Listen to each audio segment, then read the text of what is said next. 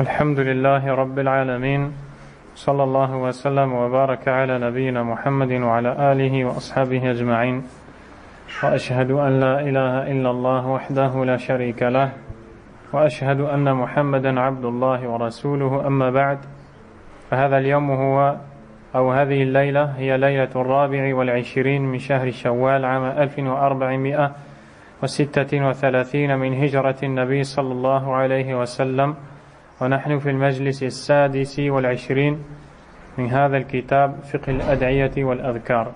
Nous sommes le 8 août 2015 et ceci est le 26e cours de l'étude de ce livre, la compréhension des invocations et rappels de l'auteur, le Cheikh Abd al-Razzaq al-Badr. Nous sommes dans les chapitres concernant ce qu'il faut dire pendant l'enterrement, après l'enterrement, la présentation des condoléances et la visite des tombes. Et nous nous sommes arrêtés sur le hadith où le prophète sallallahu alayhi wa sallam nous encourage à visiter les tombes après qu'il ait interdit pendant une période les compagnons radiyallahu ta'ala anhum. Nous avons vu la sagesse pour laquelle le prophète a agi de cette façon, qui était d'habituer les cœurs des compagnons à l'unicité d'Allah et de les accrocher à Allah subhanahu wa ta'ala. Ensuite, nous avons vu qu'il était interdit de façon formelle d'invoquer ceux qui sont sous les tombes ou dans leurs tombes, et que tout ceci relève de l'association à Allah subhanahu wa ta'ala. Le prophète sallallahu alayhi wa sallam nous a enseigné ce qu'il faut dire pendant la visite des tombes. Ainsi, l'imam Muslim rapporte selon al-Mu'minin, la mère des croyants, Aïcha radiyallahu anha, que le prophète sallallahu alayhi wa sallam a dit: Inna Jibril atani faqala inna rabbaka ya'muruka an ta'tiya ahla al-baqi' fatastaghfira lahum. قالت قلت كيف أقول لهم يا رسول الله قال قولي السلام على أهل الديار من المؤمنين والمسلمين ويرحم الله المستقدمين منا والمستأخرين وإنا إن شاء الله بكم للاحقون. L'imam Muslim rapporte que le prophète sallallahu alayhi wa sallam a dit: Jibril est venu me voir et m'a dit: ton Seigneur t'ordonne de rendre visite aux morts du cimetière Al-Baqi' et d'implorer son pardon pour eux. Aïcha a dit: que dois-je dire au messager d'Allah, c'est-à-dire lors de la visite des tombes? Le prophète sallallahu alayhi wa sallam lui dit alors: dis, selon le sens rapproché, que la paix soit sur les habitants de ces demeures parmi les croyants et les musulmans, et qu'Allah fasse miséricorde à ceux qui nous ont devancés et ceux qui les rattraperont. Ceux qui nous ont devancés, c'est-à-dire ceux qui sont enterrés, ils nous ont devancés dans la séparation de ce bas monde, et ceux qui les rattraperont, nous autres les vivants, qui rattraperont les morts. Et nous autres, par la permission d'Allah, vous rejoindrons. Donc ça, c'est une invocation à dire lorsque tu visites les tombes. Tu vois que c'est une phrase. Aussi, l'imam Muslim rahimahullah rapporte selon Burayda radiyallahu anhu: قال كان رسول الله صلى الله عليه وسلم يعلمهم إذا خرجوا إلى المقابر فكان قائلهم يقول: السلام عليكم أهل الديار من المؤمنين والمسلمين وإنا إن شاء الله للاحقون أسأل الله لنا ولكم العافية. Il nous dit que le messager d'Allah sallallahu alayhi wa sallam enseignait à ses compagnons ce qu'il fallait dire pendant la visite des tombes, et qu'il fallait dire que la paix soit sur vous, ô habitants des demeures, c'est-à-dire des tombes, parmi les croyants et musulmans. Nous autres aussi vous rejoindrons si Allah le veut. Nous implorons Allah pour nous et pour vous de nous accorder le salut, de nous préserver de tout mal. L'imam Ibn al-Qayyim rahimahullah a dit dans son livre Zadul Ma'ad, lorsqu'il parle de la guidée du prophète sallallahu alayhi wa sallam dans la visite des tombes, il dit: quand le prophète sallallahu alayhi wa sallam visitait les tombes de ses compagnons, il les visitait dans le but d'invoquer Allah en leur faveur et demander la miséricorde et le pardon pour eux. C'est donc cette visite qu'Allah nous a légiféré et que le prophète nous a enseigné, sallallahu alayhi wa sallam. C'est-à-dire que le prophète, sallallahu alayhi wa sallam, nous a encouragé à visiter les morts musulmans dans leur tombe. Pourquoi est-ce qu'il nous a encouragé à le faire? Pourquoi est-ce qu'on visite les morts? Pour invoquer Allah pour eux, pour demander à Allah Azza wa Jal le bien pour eux. Comment? Comme vous venez de l'entendre dans les invocations que nous venons de lire, pour demander le pardon d'Allah pour eux. Et il ordonnait à ses compagnons sallallahu alayhi wa sallam de dire ces paroles: que la paix soit sur vous, ô habitants des demeures, parmi les croyants et les musulmans. Nous autres aussi vous rejoindrons, incha'Allah. Nous implorons Allah de nous accorder ainsi qu'à vous-même le salut. Voilà pourquoi tu visites les tombes, voilà ce que tu dis lorsque tu visites les tombes. Ajoute à ça ce qu'on a déjà vu auparavant, qu'un des buts de la visite des tombes, c'est se remémorer l'au-delà et s'exhorter et se remettre en question. C'était donc la guidée du prophète sallallahu alayhi wa sallam lorsqu'il allait visiter les tombes, alayhi salatu wa salam. Quant aux polythéistes, les associateurs, ils n'ont voulu que le contraire, invoquer les morts et les associer à Allah subhanahu wa ta'ala. Ceux qui ont donné des égos à Allah Azza wa Jal, lorsqu'ils vont visiter certaines tombes, ils n'invoquent pas Allah pour le mort, mais ils invoquent le mort. Ils ne demandent pas à Allah tabaraka wa ta'ala, mais c'est aux morts qu'ils demandent. Wal'iyadhu billah. Akhi, viens, je te vois pas. Ibn al-Qayyim rahimahullah ta'ala nous montre que ceci contredit la guidée du prophète sallallahu alayhi wa sallam. Et la guidée du prophète alayhi salatu wa salam, il dit Hadiyu tawhidin wa ihsanin ila al-mayyit. C'est une guidée de tawhid, c'est-à-dire de monothéisme ou d'unicité d'Allah Azza wa Jal, et de bienfaisance envers le mort. Regardez la guidée du prophète alayhi salatu wa salam. Elle sert à nous emmener dans le domaine de la visite des tombes. La guidée du prophète alayhi salatu wa salam nous emmène au tawhid, à l'unicité d'Allah Azza wa Jal, car on ne doit invoquer qu'Allah, et à la bienfaisance envers le mort. وَهَدْيُ هَؤُلَاء شِرْكٌ وَإِسَاءَةٌ إِلَى نُفُوسِهِمْ وَإِلَى الْمَيِّتِ. Alors que la guidée de ces gens-là, qui visitent les tombes pour les invoquer en dehors d'Allah Azza wa Jal, est un chemin de polythéisme, d'association et de mal, tant bien envers leur personne qu'envers les défunts. Ils ne font aucun bien aux défunts.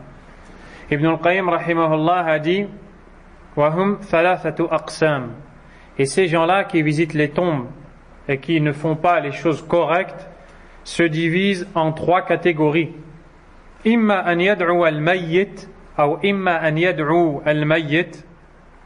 Soit ils invoquent le mort, أو يدعوا به أو عنده, ou alors ils n'invoquent pas le mort, ils invoquent Allah mais au nom du mort,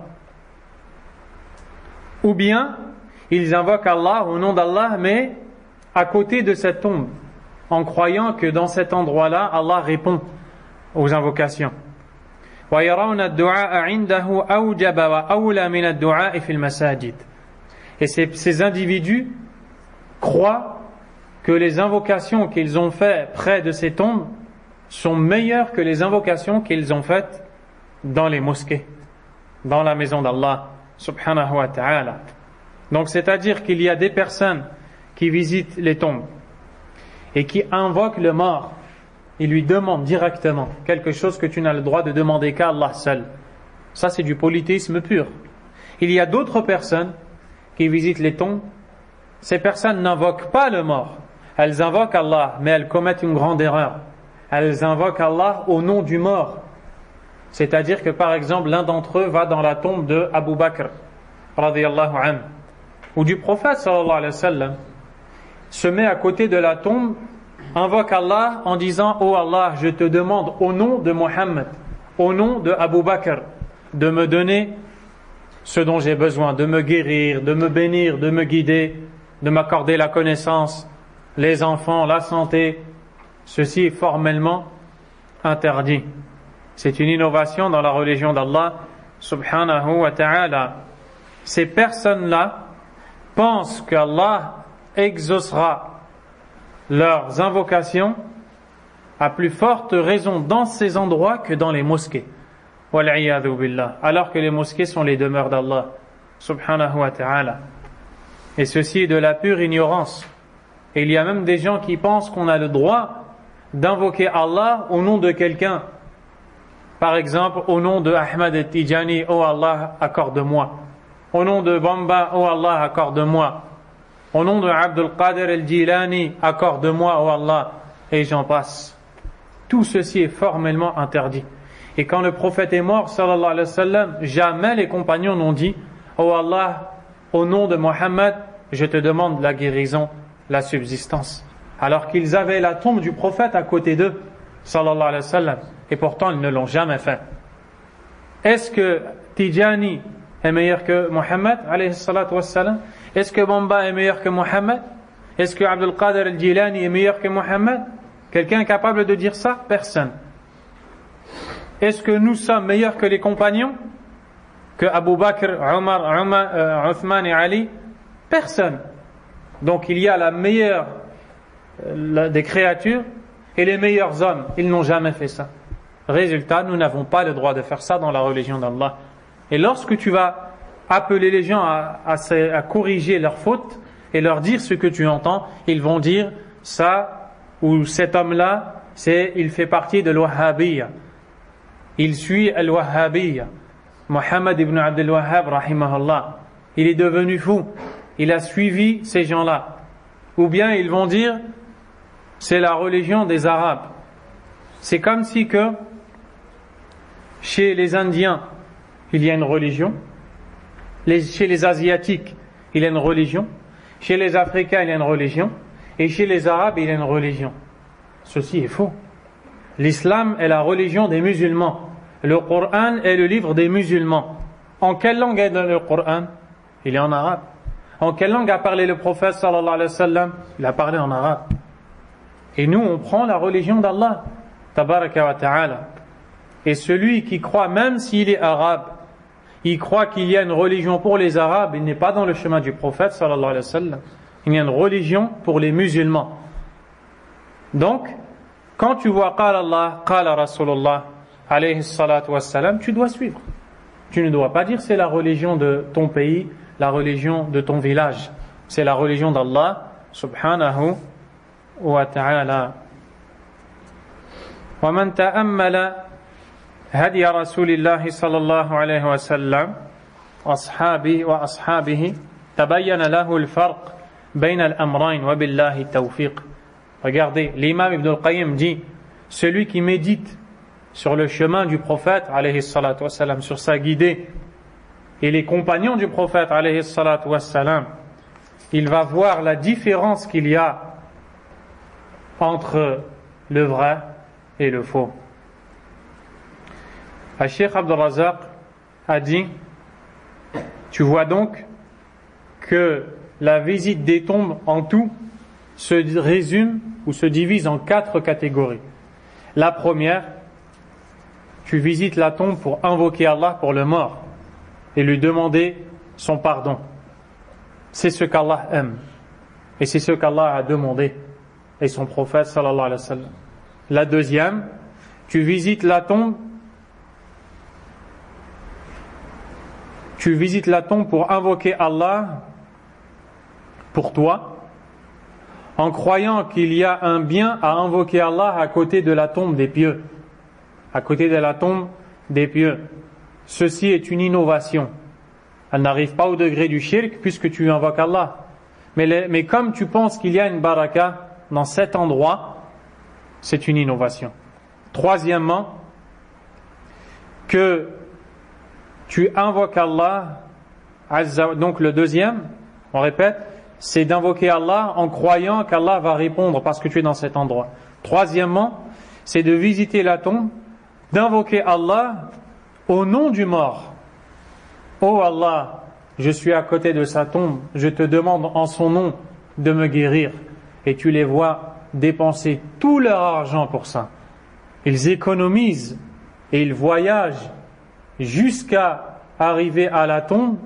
Ils donnent tout leur argent parce qu'ils croient qu'Allah va accepter leur dua dans cet endroit-là.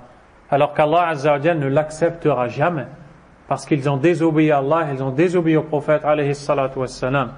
Et même s'il y a 1 milliard de gens qui font ça, ça ne veut rien dire.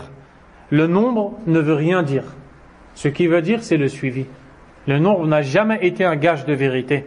Ce qui est gage de vérité et qui te garantit que tu es dans la vérité, c'est le suivi des textes. Quatrièmement, que tu visites les tombes pour invoquer le mort. Là, c'est encore pire. Ça veut dire que tu vas demander aux morts la guérison. Tu vas demander aux morts la subsistance. Tu n'arrives pas à avoir d'enfants, tu demandes aux morts de te donner des enfants. Subhanallah. Lui, il est mort. Et toi, tu lui demandes de te donner des enfants. Lui-même, il n'est pas vivant. Comment il va te faire vivre des enfants? Ça montre que les gens qui font ces choses-là sont éloignés d'Allah et ne comprennent rien de ce qu'Allah a demandé. Allah tabaraka wa ta'ala, il est au-dessus du ciel, au-dessus des cieux. Et le prophète alayhi salatu wassalam t'enseigne qu'au dernier tiers de la nuit, il descend. Allah descend, azza wa jal, au ciel le plus bas pour te dire, demande-moi et je te donne. Et le serviteur, qu'est-ce qu'il fait? Il délaisse l'invitation qu'Allah lui fait pour invoquer un mort. Il délaisse celui qui est au-dessus du ciel pour aller vers celui qui est en dessous de la terre. Il a vraiment tout perdu. Et c'est ainsi que s'achève ce chapitre. Le chapitre suivant, Du'a ou l'istisqa, l'invocation de la demande de pluie. Car l'islam nous a tout enseigné.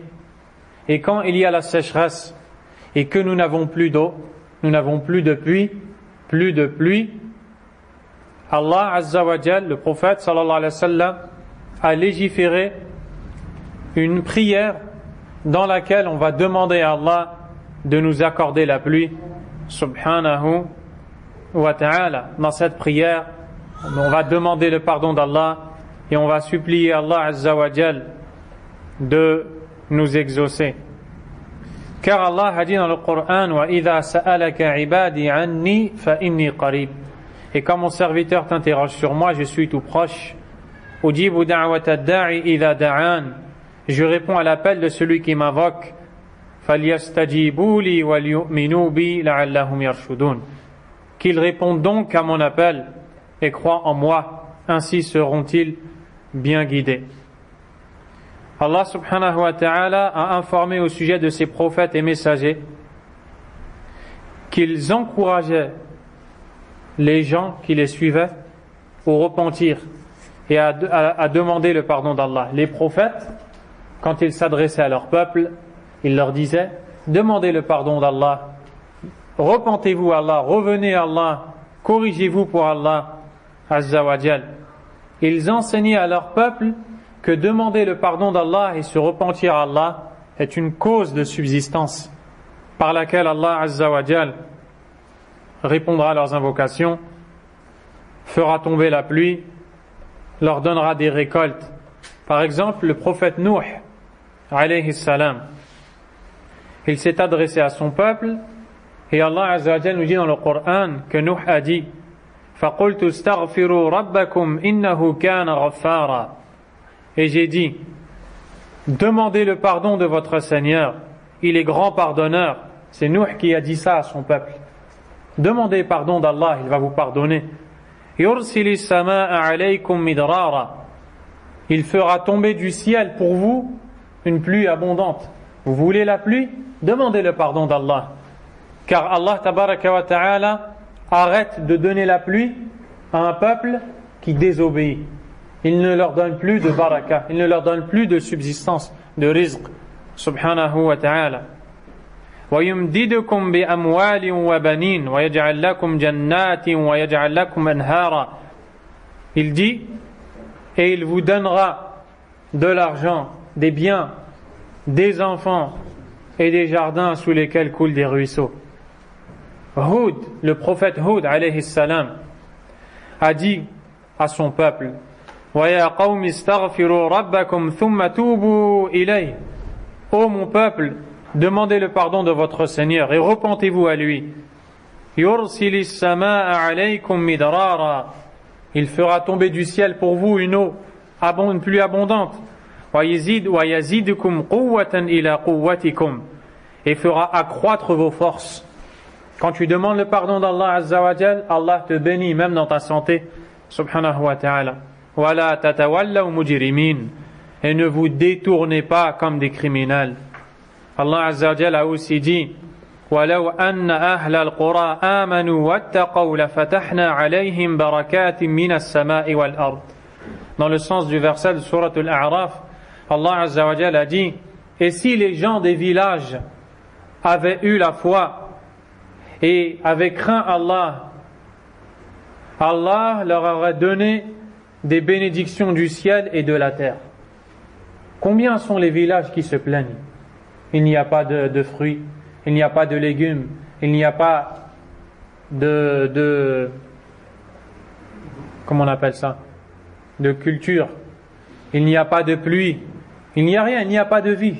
Ils se plaignent. Allah a dit ici, et si les habitants des villages avaient eu la foi, c'est-à-dire la véritable foi, ils reconnaissent Allah qu'il est unique, ils ne demandent qu'à Allah, ils savent que c'est Allah qui donne, que c'est Allah qui prend. Quand ils demandent, ils ne citent que le nom d'Allah, ils n'invoquent pas un mort, ils ne vont pas voir les sorciers, ils ne vont pas invoquer un autre qu'Allah. S'ils avaient eu la véritable foi et ils avaient obéi à Allah, Allah leur aurait ouvert les portes des barakas. Il leur a donné la baraka de partout, du ciel, de la terre, l'eau qui tombe sans arrêt, et les fruits et les légumes qui sortent de la terre sans arrêt. Donc tu comprends que c'est à cause des péchés qu'Allah prive du rizq, de la subsistance. وَأَنِ اسْتَغْفِرُوا رَبَّكُمْ ثُمَّ تُوبُوا إِلَيْهِ يُمَتِّعْكُمْ مَتَاعًا حَسَنًا. Aussi Allah Azza wa Jal dit, implorez le pardon de votre Seigneur et repentez-vous à lui, il vous fera jouir d'une bonne jouissance. C'est-à-dire il vous donnera beaucoup. Subhanahu wa ta'ala.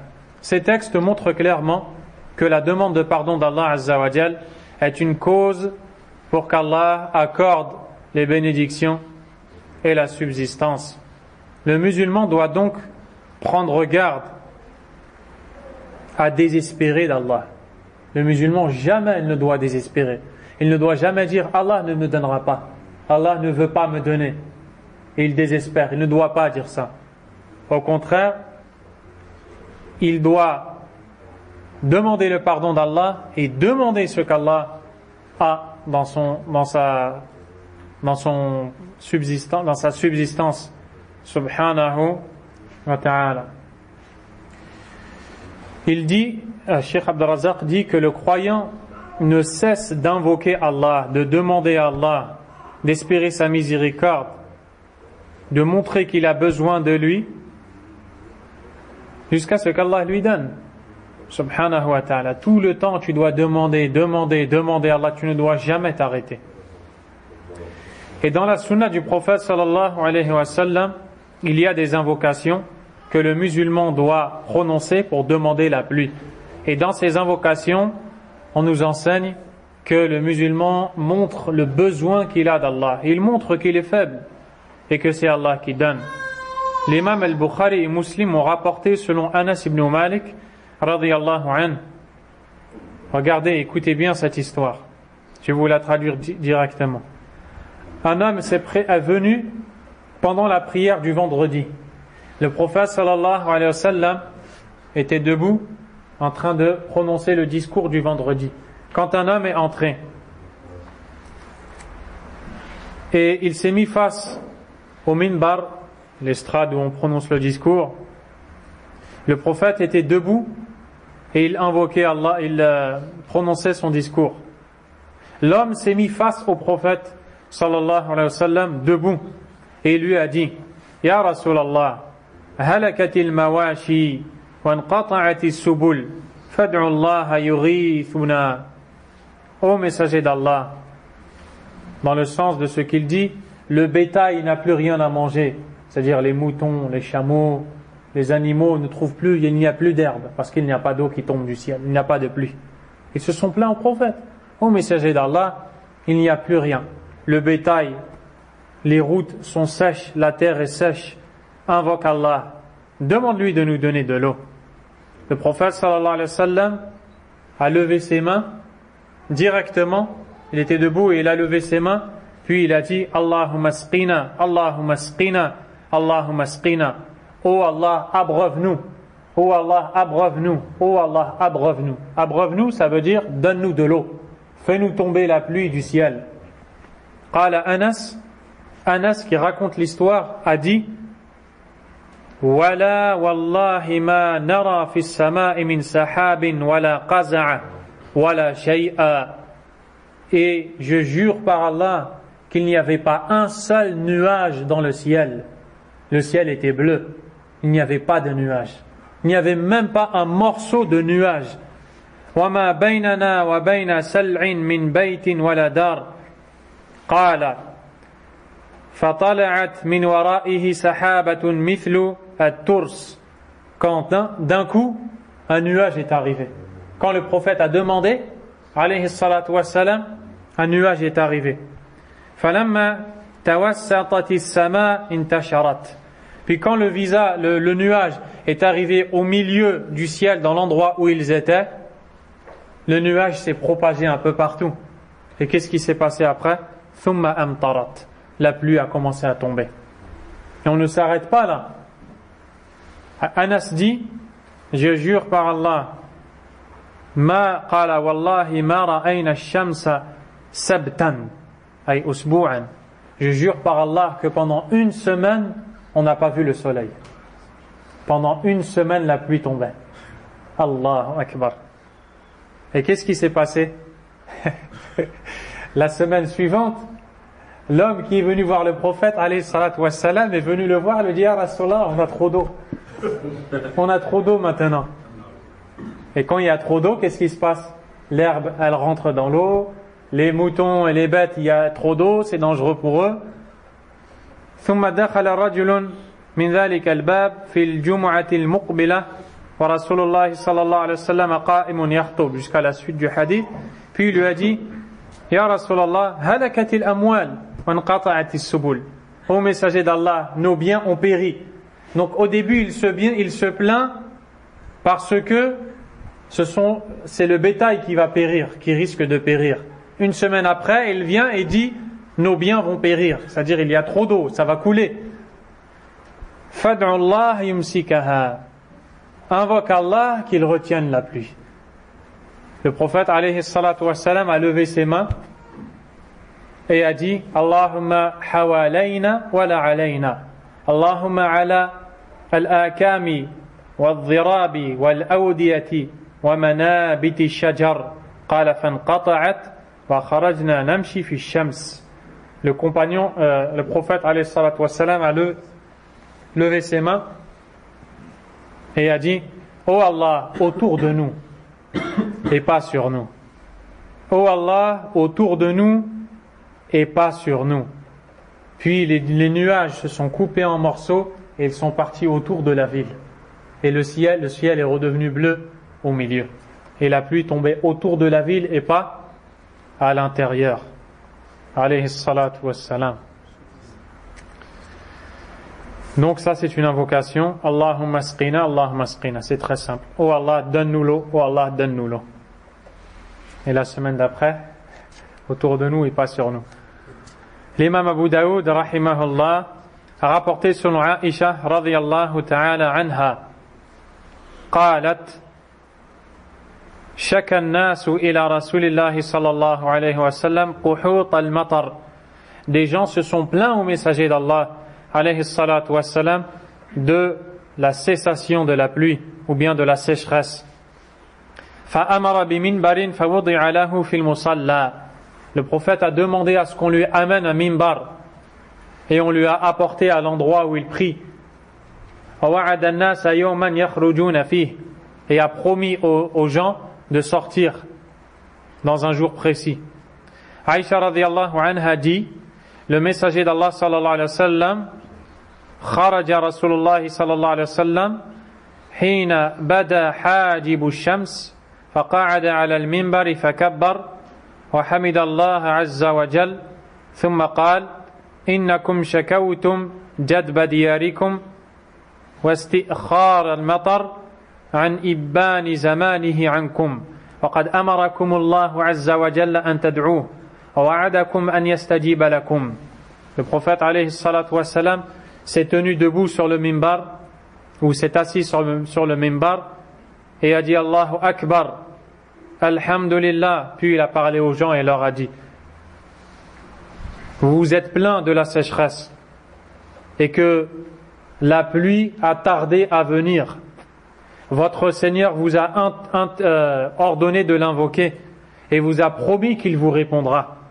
Puis il a récité Alhamdulillahi Rabbil Alamin, Ar-Rahman Ar-Rahim, Maliki Yawmiddin.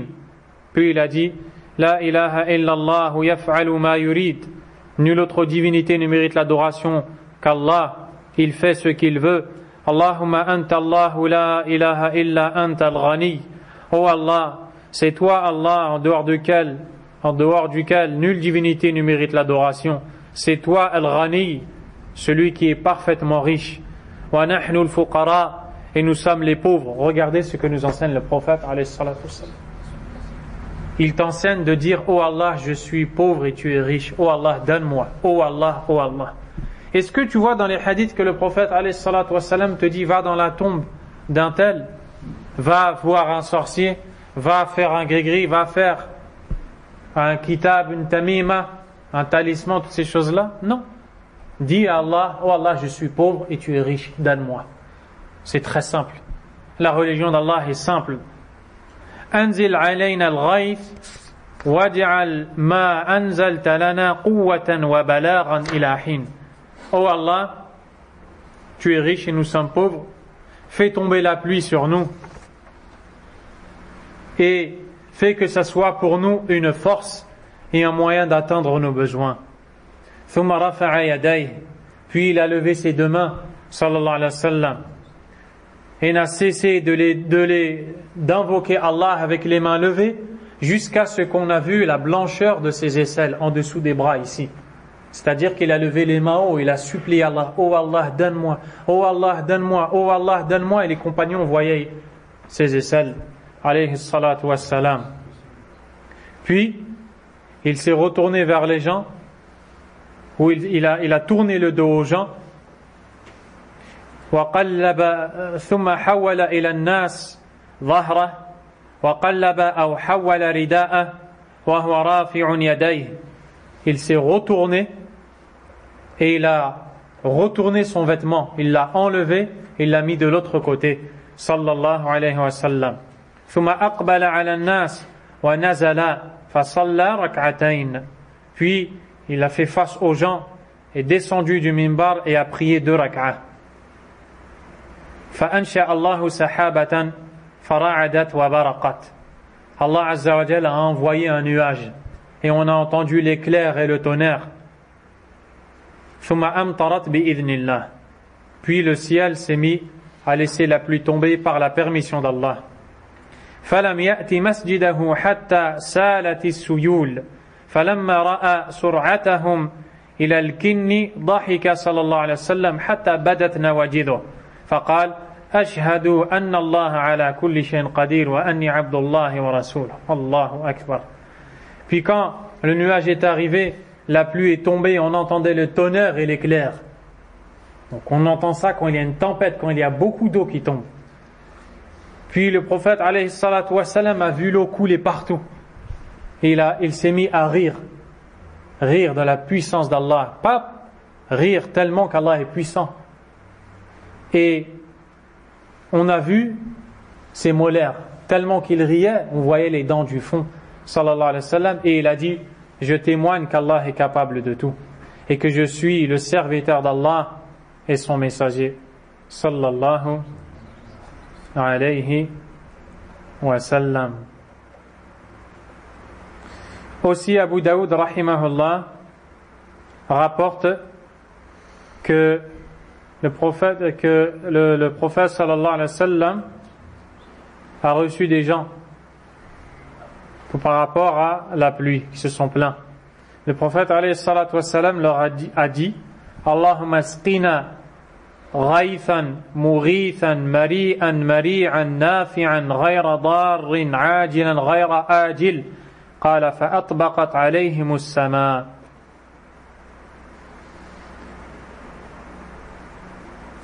Donc, le prophète sallallahu alayhi wa sallam a invoqué Allah et a demandé oh Allah, donne-nous une pluie abondante qui nous secourt, une pluie utile qui ne nous fera pas de mal, pressément, rapidement et pas retardé. Et Allah Azza wa Jalla a ramené de l'eau. Subhanahu wa ta'ala. Donc c'est pour ça que il fait partie de la sunna de demander à Allah tabaraka wa ta'ala quand on n'a plus de pluie de nous faire tomber la pluie. Mais il y a dans des endroits des gens qui ont la pluie tout le temps. Nous par exemple dans ce pays on n'a plus besoin de pluie, ou bien on a toujours besoin de pluie, mais il y a beaucoup de pluie qui tombe et certains ne comprennent pas et disent vous dites que quand l'homme commet des péchés Allah le prive de la pluie alors que eux sont des kuffars et Allah leur donne tout le temps la pluie. La réponse, Allah a dit dans le Coran فَلَا يَغْرُرْكَ تَقَلُّبُهُمْ فِي الْبِلَادِ, que leurs activités dans le pays ne te trompent pas. Ne sois pas trompé parce qu'Allah donne de la dunya à ces gens-là. Car le prophète alayhi salatu wa salam a dit Inna Allah yu'ti ad-din, Inna Allah yu'ti ad-dunya liman yuhibbu wa liman la yuhibb. Allah donne de cette dunya, de ce bas monde, dans cette vie, il donne à celui qu'il aime et même à celui qu'il n'aime pas. Wa la yu'ti ad-din illa liman yuhibb. Mais il ne donne la religion qu'à celui qu'il aime. Azza wa Jal. Aussi, Allah tabaraka wa ta'ala aime le croyant et veut montrer au croyant qu'il doit revenir. C'est pour ça qu'il le prive de la pluie. Et il lui dit dans le sens, c'est comme si il appelle le croyant à se remettre en question. Allah m'a privé de la pluie à cause de mes péchés. Mais le mécréant, Allah Azza wa Jal ne l'aime pas. Il le laisse couler dans ses désirs et il lui donne de plus en plus. Et dans certains versets, Allah nous enseigne même qu'il donne pour qu'il reste encore plus longtemps finnar dans le feu. Donc quand Allah aime un serviteur, il l'éprouve. Subhanahu wa ta'ala. Chapitre suivant. Ma yuqalu 'inda nuzul al-ghayth. Ce que l'on doit dire quand la pluie tombe. Regardez comment l'islam est complet. Parfait. Tu invoques Allah pour que la pluie tombe. Et quand la pluie tombe, il y a aussi des choses à dire. Parce que dans toutes les situations, en réalité, tu as besoin d'Allah. Dans chaque instant, à chaque moment, dans chaque situation que tu traverses, que tu rencontres, tu es exposé à un besoin que tu as d'Allah subhanahu wa ta'ala. Walhamdulillah. Le serviteur invoque Allah à tout moment et il y a des invocations que l'on doit dire quand la pluie tombe. Il y a une invocation à dire quand il y a l'éclair, le tonnerre. Donc on a vu ce qu'il faut demander à Allah Azza wa Jal. Et quand la pluie tombe, il fait partie de la sunna de dire ce qui nous est rapporté par l'imam al-Bukhari rahimahullah. Allahumma sayyiban nafi'a. Allahumma sayyiban nafi'an. Oh Allah, fais que cette pluie soit abondante et utile. Fais que cette pluie soit abondante, c'est-à-dire beaucoup d'eau, et utile. Que ça soit utile pour nous, qu'on utilise pour le bien dont on a besoin. Et ceci est rapporté par l'imam al-Bukhari que le prophète le disait quand il voyait la pluie. Sallallahu alayhi wa sallam. Et ou plutôt sayyib, c'est ce qui est voulu par sayyib, c'est la pluie, c'est la verse qui tombe. Donc c'est pas abondant, mais c'est utile plutôt. Donc, on voit ce qu'il faut dire à ce moment-là particulièrement. Le Cheikh Abdul Razzaq nous dit, il y a dans cela une preuve que la pluie peut être une miséricorde d'Allah et un bienfait utile, mais ça peut être un châtiment d'Allah Azza wa Jal. Par exemple, avec le peuple de Nuh, alayhi salam, Allah a fait tomber de la pluie pour les éliminer, pour les noyer. Donc cette pluie-là n'était pas pour eux une ni'ma, un bienfait, c'était une punition d'Allah. Donc la pluie qui tombe en réalité peut être un châtiment d'Allah. C'est pour cela que tu dois demander à Allah qu'il fasse de cette pluie qu'elle soit utile pour toi. Le musulman demande à Allah Azza wa Jal quand la pluie tombe qu'elle soit utile. Et cette invocation est recommandée aussi après la tombée de la pluie, comme le dit ici le cheikh, afin qu'Allah Azza wa Jal ajoute encore de la pluie et y mette la baraka. Le cheikh dit: وَمِنَ الْوَاجِبِ عَلَى الْعَبْدِ فِي هَذَا الْمَقَامِ الْكَرِيمِ أَنْ يَعْرِفَ نِعْمَةَ اللَّهِ عَلَيْهِ وَيَنْسِبَ الْفَضْلَ إِلَيْهِ. Et il fait partie de l'obligation qui incombe au serviteur à cet instant, quand la pluie tombe, de rendre la grâce à son détenteur. C'est-à-dire de reconnaître que c'est Allah Azza wa Jal qui a fait tomber la pluie. Pourquoi ? Parce qu'il existe des gens qui, quand la pluie tombe, au lieu de remercier Allah Azza wa Jal, de louer Allah parce qu'il leur a donné la pluie, ils louent autre qu'Allah. Wal'iyadhu billah. Ils louent autre qu'Allah. Et ceci nous est rapporté chez l'imam Muslim al-Bukhari. Chez l'imam Muslim al-Bukhari, an Zayd ibn Khalid radiyallahu anhu. Le compagnon nous dit: صلى لنا رسول الله صلى الله عليه وسلم صلاة الصبح بالحديبية على إثر سماء كانت من الليل، أي على إثر مطر. فلما انصرف أقبل على الناس فقال: هل تدرون ماذا قال ربكم؟ قالوا: الله ورسوله أعلم. قال: أصبح من عبادي مؤمن بي وكافر، فأما من قال مطرنا بفضل الله ورحمته فذلك مؤمن بي كافر بالكوكب، وأما من قال مطرنا بنوء كذا وكذا فذلك كافر بي مؤمن بالكوكب. Le jour de l'Hudaybiyah, un des jours dans la vie du prophète sallallahu alayhi wa sallam, après une pluie qui est tombée dans la nuit, le prophète sallallahu alayhi wa sallam, le matin, est venu voir ses compagnons, et la nuit était pluvieuse. Le matin, il est allé voir ses compagnons et leur a dit: savez-vous ce que votre Seigneur a dit? C'est-à-dire, savez-vous ce qu'Allah vient de dire? Les compagnons ont dit: Allah et son messager sont plus savants. Le prophète alayhi salatu wassalam dit que Allah Azza wa Jalla a dit: ce matin, il y a certains de mes serviteurs qui sont croyants et d'autres qui sont devenus mécréants. Quant à ceux qui ont dit: nous avons reçu la pluie grâce à Allah et par sa miséricorde, ils sont croyants en moi et mécroient aux astres. Quant à celui qui a dit: nous avons eu la pluie grâce à telle et telle étoile, celui-ci est mécréant en moi et croyant aux astres. Parce qu'il y a des gens qui pensent que quand la pluie tombe, c'est grâce à des étoiles.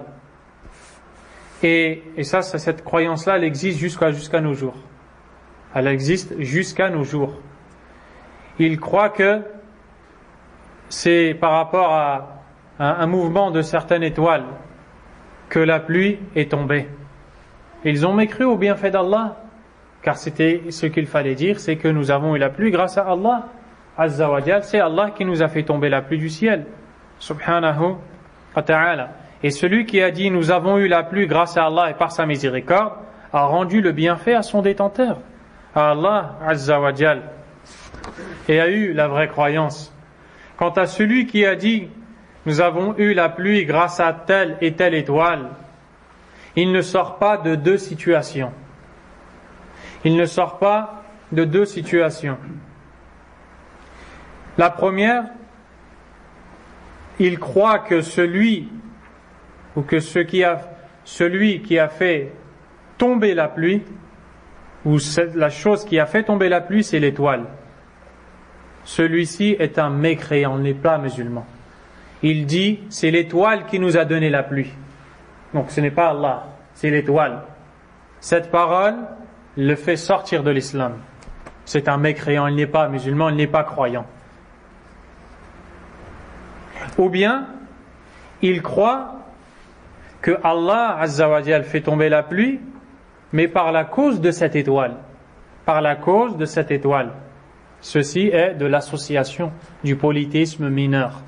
Il ne sort pas de l'islam, mais il a commis du shirk asghar, du polythéisme mineur. Et on appelle cela kufrun ni'ma. Il a mécru au bienfait d'Allah Azza wa Jal. Car les étoiles n'ont jamais été une cause pour faire descendre, pour que la pluie tombe. Mais la cause de la tombée de la pluie, comme le dit Al-Sheikh As-Sa'di rahimahullah, la cause de la tombée de la pluie, c'est le besoin que les serviteurs ont de leur Seigneur et de la demande de pardon qu'ils lui ont formulée, le repentir envers Allah, l'invocation d'Allah Azza wa Jal. C'est ceci la cause de la tombée de la pluie. Quant à ces choses qu'il cite ici, ce ne sont pas des causes pour qu'Allah Azza wa Jal nous donne la pluie. Il fait également partie de la sunna que le musulman dise lorsque le vent devient violent, car quand le vent devient violent en général, qu'est-ce qui va se passer après? La pluie va tomber en général. De dire Allahumma inni as'aluka khayraha wa khayra ma fiha wa khayra ma ursilat bih wa a'udhu bika min sharriha wa sharri ma fiha wa sharri ma ursilat bih. Oh Allah, ça c'est l'invocation que vous trouvez dans le chapitre, l'invocation du vent. Oh Allah, je t'implore de m'accorder le bien de ce vent, le bien qui s'y trouve et le bien pour lequel il a été envoyé. Je cherche refuge auprès de toi contre le mal de ce vent, le mal qui s'y trouve et le mal pour lequel il a été envoyé. Qu'est-ce que tu comprends? Qu'est-ce que tu comprends de ça? Que ça peut être un bien ou un mal. Qu'Allah Azza wa Jal peut envoyer un vent et tu vois les gens regarder le vent et dire il va pleuvoir, ils sont contents, et en vérité Allah va les châtier, il va les noyer, il va les punir subhanahu wa ta'ala. C'est pour ça que le prophète sallallahu alayhi wa sallam, quand il voyait ces vents, son visage laissait montrer l'inquiétude qui habitait son cœur. Il n'était pas tranquille jusqu'à ce qu'il soit sûr que ce n'est pas un châtiment d'Allah, alors que c'est le messager d'Allah sallallahu alayhi wa sallam. Et ceci est rapporté, donc cette invocation, par l'imam Muslim, selon Aïcha radiyallahu anha, que le prophète disait ces paroles quand le vent devenait fort. Il faut savoir quelque chose. Il est formellement interdit d'insulter le vent. Alaykum salam. Car le vent est envoyé par Allah. Et de manière générale, il est interdit d'insulter le temps. Vous entendez souvent des gens qui disent « J'en ai marre de ce temps. J'en ai marre de cette pluie. J'en ai marre, il fait trop froid. J'en ai marre, il fait trop chaud. » Ils insultent le ciel. Naam. Ils disent ce sale temps. Et les paroles qui vont dans ce sens-là. Ils insultent le froid. Ils insultent le chaud. Ils disent au sujet du froid, le froid de canard, par exemple, ou toutes ces choses-là. Ces paroles-là sont interdites aux musulmans. Pourquoi? Parce qu'Allah a mis le froid, car l'homme en a besoin. A mis le chaud, car l'homme en a besoin. La pluie, car l'homme en a besoin. Le vent, car l'homme en a besoin. Et si Allah t'enlevait ça, tu mourrais. Donc c'est pour te préserver et pour ton bien qu'il t'a mis ça. Toi, tu ne comprends pas parce que tu es le faible serviteur d'Allah qui ne voit pas plus loin que son nez. Mais tu dois te soumettre à ce qui vient d'Allah et croire qu'Allah est bon et parfait, subhanahu wa ta'ala. L'imam al-Bukhari, après, Inch'Allah. L'imam al-Bukhari rapporte dans son livre Al-Adab al-Mufrad, que l'imam al-Bukhari, que Abu Huraira radiyallahu anhu a dit: سمعت رسول الله صلى الله عليه وسلم يقول الريح من روح الله تأتي بالرحمة وتأتي بالعذاب فإذا رأيتموها فلا تسبوها وسلوا الله خيرها واستعيذوا بالله من شرها. Le prophète alayhi salatu wassalam dit donc ici que le vent, dans le sens, émane d'Allah. Il est envoyé par Allah. Le vent vient avec la miséricorde et il vient des fois avec le châtiment. Quand vous voyez le vent, ne l'insultez pas, mais demandez à Allah son bien et cherchez sa protection contre le mal qui se trouve dans le vent. Donc vous voyez que le prophète sallallahu alayhi wa sallam nous enseigne la guidée dans toutes les choses. On n'insulte pas le temps, on n'insulte pas le vent, mais on demande le bien qui s'y trouve. Car quand le vent arrive, si ce vent a amené du bien et toi tu l'as insulté, tu as insulté un bien qu'Allah t'a amené. Allah te donne un bienfait et toi tu as insulté ce bienfait. Wal'iyadhu billah. Il faisait également partie de la guidée du prophète sallallahu alayhi wa sallam de dire Allahumma laqihan la aqima. Laqihan la aqima. Au sujet du vent, c'est-à-dire de faire que ce vent soit productif. Car vous savez que le vent, par exemple, qu'est-ce qu'il fait? Il repousse le pollen, n'est-ce pas? À quoi sert le pollen? Le pollen, c'est ce qui va faire féconder les plantes. L'homme, pour avoir des enfants, il fait ce qu'il fait.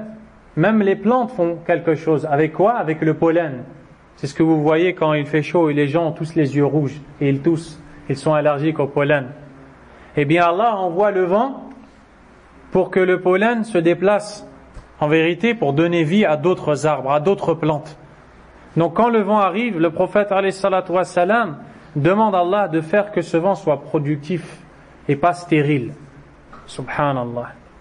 En référence à la parole d'Allah Azza wa Jal, وَأَرْسَلْنَا الرِّيَاحَ لَوَاقِحَ فَأَنْزَلْنَا مِنَ السَّمَاءِ مَاءً فَأَسْقَيْنَاكُمُوهُ وَمَا أَنْتُمْ لَهُ بِخَازِنِينَ.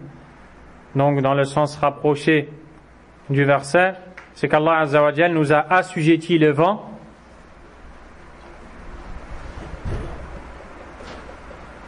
où ici il s'agissait plutôt des nuages, même si pour le pollen c'est juste, mais ici à ce moment-là il s'agissait des nuages, le vent qui vient et qui fait joindre les nuages, il les fait se réunir pour que justement la pluie puisse tomber.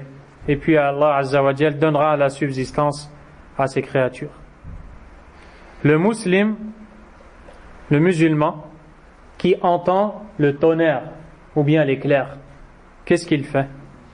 Il invoque Allah subhanahu wa ta'ala. Le hadith est rapporté par l'imam al-Bukhari dans son livre intitulé Al-Adab al-Mufrad. Selon Abdullah ibn Zubayr radiyallahu ta'ala anhuma, أنه كان إذا سمع الرعد ترك الحديث. Lorsque Abdullah ibn Zubayr, qu'Allah l'agrée, entendait le tonnerre, il cessait de parler. Il arrêtait de parler et disait وقال سبحان الذي يسبح الرعد بحمده والملائكة من خيفته. Il disait cette parole. Dans le sens de la parole, exempt soit celui qui est déclaré exempt par le tonnerre, ainsi que les anges qui le craignent. C'est-à-dire, en réalité, pour résumer, c'est des éloges que tu fais d'Allah Azza wa Jal, car le tonnerre, le bruit du tonnerre, c'est un tasbih pour Allah Azza wa Jal.